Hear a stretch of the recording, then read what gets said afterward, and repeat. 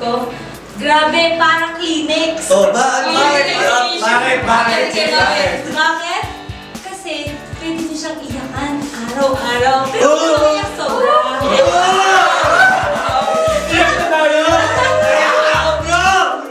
Yung BFF ko, parang cobra yun. Cobra?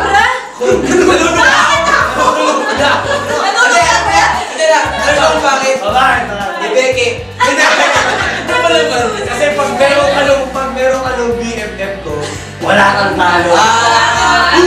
Hindi, panis yan sa BFF ko. Okay, bye. BFF ko, ako ulan, siya lupa. Ano yan doon? Kahit anong gawin ko, sa kanyang bagsak ko. Parang hindi BFF yan ah!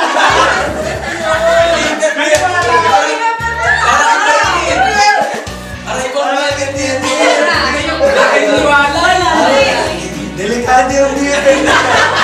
Meron ba ako? Yung BFF ko parang Twitter. Ibon. Yung Twitter account sa ano? Kasi lagi ko siyang pina-follow. Sa lagi siya nagtitrade. Yun lang. Mag-trending din tayo!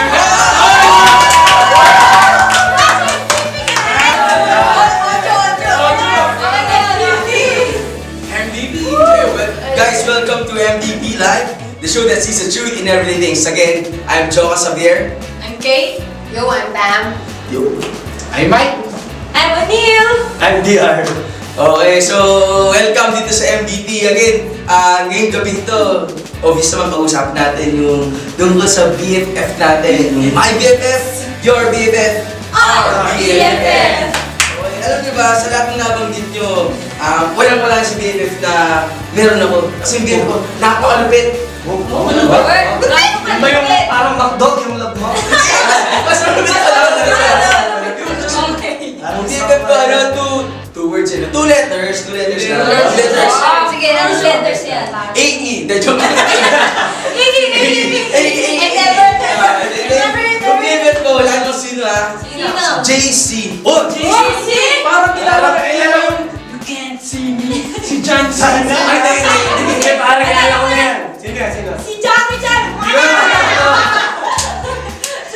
Sino na ba yan? Si Georgie Clooney. Hoy! Sino? Parang pilit na pilit ah. Hindi, kilala ko na yan, BFF mo. Sino? Kamukha ko yun. Sino? JJ Cuenca! Pero anong Jackie na? May tino na ba? Baka na bro! Baka Tama na. Sino ba? Hindi yung BFF na yun, kung hindi nyo tatanong ang tunay ko pangalan, Juan Carlo Javier. Medyo, para mas makilala natin kung sino ba itong JC to, let's all watch this video. Tanong, ano ang dalawang bagay na pinaka-importanteng nangyari noong 1990s?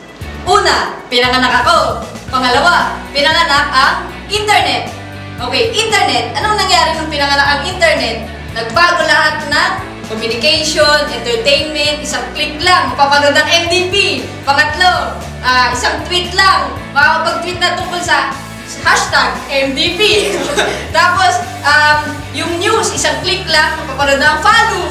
Okay? So, ang daming nangyari nang lumabas ang internet. Pwede nang maglaro online, pwede nang makipag-chat online, video call, online, everything na bago ng internet, the way how people works their lives. Ganun yung impact ng internet. And gaya nung best friend forever ko, na si Jesus Christ, ganun din yung impact na ginawa niya. And syempre, much more than what the internet did. Okay? So, una si Jesus, pinanganak 2,000 years ago, and since then, he's still the very controversial man. He's still the most talked about man in history, and hanggang ngayon. Okay? Pangalawa, si Jesus, nung pinanganak siya, nung nabuhay siya dito, and then after his death, na-split yung history into two. Kaya meron tayong BC, na before Christ, and AD, na Anno Domini, Year of the Lord. And then yung sa mga pangyayari sa buhay ni Jesus, naisulat yon into, compiled sa mga Gospels, and then nagkaroon ng mga ibang book sa Bible. And hanggang ngayon, the Bible is the #1 bestseller. So, maraming nangyari, madaming nagawa, at malakas yung impact ni Jesus into history, and then hindi lang sa history, kundi sa lahat ng tao who have a personal relationship with our best friend. Astig, di ba? Alam mo kayong jeans, alam kong iniisip mo, hindi yung bilog, hindi rin yung 4 kantos. Nakakalasing yun. Ang jeans sinasabi ko ito, jeans pantalon, na simula pa ng panahon ng kupong-kupong, ay meron ng jeans. Simula pa ng panahon una, mga matatanda na noon, mga apo pa ni Chokuloy, na mga, basta, yun na, simula pa ng una, marami ng jeans at marami nang nangyayari sa jeans. Ginamit sombrero, ginamit na damit, ginamit na kung ano na sapatos. Maraming pinagamitan ng jeans para lang katulad ng aking BFF, ang best friend forever ko. Marami nang pinagdaanan, pero laging nandyan, ganyan ang best friend ko.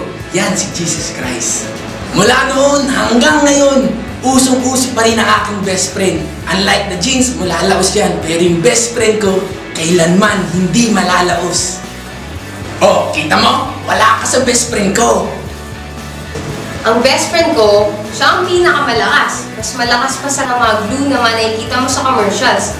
Siya na ang pinakabata. Alam mo kung bakit? Meron siyang otoridad sa heaven at saka dito sa mundo natin. Wala, ganun lang talaga eh. Siya ang pinakamalakas sa lahat. No questions asked. Ang BFF ko parang tindera sa tiyangge, nagpapatawad. Si Jesus Christ, ganun din. Sa kahit anong pamagdami ng kasalanan na nagagawa natin sa buhay, sa kapwa-tao, sa Kanya, paulit-ulit lang din niya tayong pinapatawad. At sa pagpapatawad niya, mas pinapagaling niya tayo at mas pinagagaling niya tayo. That's what forgiveness does to us. Gets nyo? Hi ma, yung mama ko, kahit sobrang dami namin sa pamilya, actually 7 kami.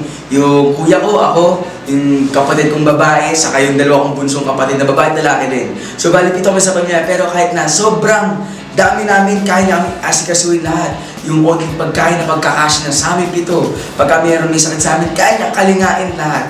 Na parang lang yung best friend forever ko na si Jesus Christ. Si Jesus Christ kaya niya magpagaling ng may sakit. Si Jesus Christ kaya niya magpakain ng 5,000 by multiplying yung 5 loaves of bread and 2 fishes. Si Jesus Christ, dahil sobrang mas magaling siya, syempre, sa mama ko, may kaya siyang gawin na hindi kaya gawin ng mama ko, which is calming the storms and yung pagbubuhay ng mga patay. Galing, no? Ang best friend ko, naranasan na niya ang lahat ng pwedeng maranasan dito sa mundo. Naranasan na niyang matakot, naranasan na niyang magutom, naranasan na rin niyang mauhaw, naranasan na rin niyang maging alone. Naranasan na rin niya ang traidorin siya ng mga kaibigan niya. Naranasan na rin niya yung tawagin siya ng iba't ibang pangalan. Naranasan na niya nasa rin siya. Naranasan na rin niya ma-deny. Akala niyo, Crips lang dinideny. Si Jesus, dinideny din. At marami pa siyang iba pang naranasan. Naranasan na niya ang lahat ng pwede at lahat ng nararanasan natin dito sa mundo. Yung nararamdaman ko, nararamdaman mo, naranasan na niya. That's why He is a personal God. Parang yung mga gamit natin, yung suklay, yung mga underwear nyo, yung mga deodorant, yung mga yun, those are personal things na ikaw lang ang pwede gumamit at personal sa'yo. Si Jesus, ganun din. Pwede mo siyang gawing personal sa buhay mo. Sabihin mo sa kanya lahat ng sekreto mo, sabihin mo sa kanya lahat ng gusto mong sabihin. Because He is a personal God. Personal sa akin, personal sa'yo, at personal sa ating lahat. At siya lang ang maaagawa niya. At ngayon, kilala na natin si JC, si Jesus Christ, at ano ang ginagawa niya sa buhay natin, dapat din na may sagot tayo. Kaya, sagot-sagot din pag may time, #sagot kita. Dahil pinapatawad ako ni Jesus, magpapatawad din ako. #sagot kita. Dahil di nagbabago ang pagmamahal ng Panginoon, magmamahal lang din ako. #sagot kita. I will strengthen my personal relationship with you, Jesus. #sagot kita. Dahil kaya mong gawin ang lahat, gagawin ko ang lahat para sa'yo. #sagot kita. Dahil malakas ang impact ni Jesus sa history, mas ibabahagi ko pa siya sa ibang tao para mas mag-impact siya sa buhay ng ibang tao. #sagot kita. Dahil hindi lang sa Gotham City superhero si Jesus Christ, pero sa buong mundo, magiging malakas ako para sa Diyos, sa aking mga pamilya at kaibigan. #sagot kita. At ngayong gabi, meron tayong bagong segment dito sa MDP. Okay, alam niyo ba yung memes? Yung usually nababasa as memes, pero memes talaga yung basa niya, M-E-M-E-S. Okay, so when you search on sa mga social medias, there are a lot of memes happening. So, right now, we'll talk about facebook.com/YFL memes. Yan! Una ba? Una ba sa akin, Sobrang pero galing. nakapunta ng household. Grabe naman member yan. May kilala ba kayong ganyan, ha? Oh, meron na akong marami bakilala ako mga kilala. ganyan. Oo, Kayo, ganyan ba kayo? Tingin ko marami sa atin ganyan. Marami. Crush lang ng Yan! Ano yun? Uy! Uy! Uy! Uy! Ganyan pag nag-worship. Ganun ka. Ganun. Totoo. Jen! Parang walang bukas. Parang may sinasabi na parang mamamatay na. Para mga picture lang pagka after an event, tapos makita mo mukha nila, di ba? Sakto. Hashtag, walang bukas. Okay. Sige, next meme. Oh! Ano yan? Ano yan? Yan yung nilibre na tapos negative. Dinilit You don't do that to me. Tapos biglang aayaw, you don't do that to me. napakasa. Totoo yan. Okay. Ang dami mong ginawa. Masakit Kasi yun. report. Nag-effort ka, nag-invest ka. Dinibre ka ng lahat. Heartbreaking. Kapal. Okay, you don't do that. Abay. Okay, so kung may ideas man kayo ng memes, or kung may meme generator kayo, gawa kayo ng memes, tapos ipasa ninyo sa facebook.com/YFL memes. In conclusion, ang best friend forever natin lahat na si Jesus Christ ay parang isang love song. Kilala niyo ba si Daniel Padilla? And nasa iyo na ang lahat, sinamahan kitang kapat. Nasa iyo na ang lahat, pati ang puso ko.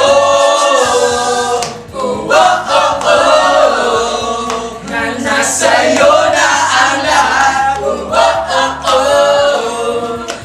nasa iyo na ang lahat.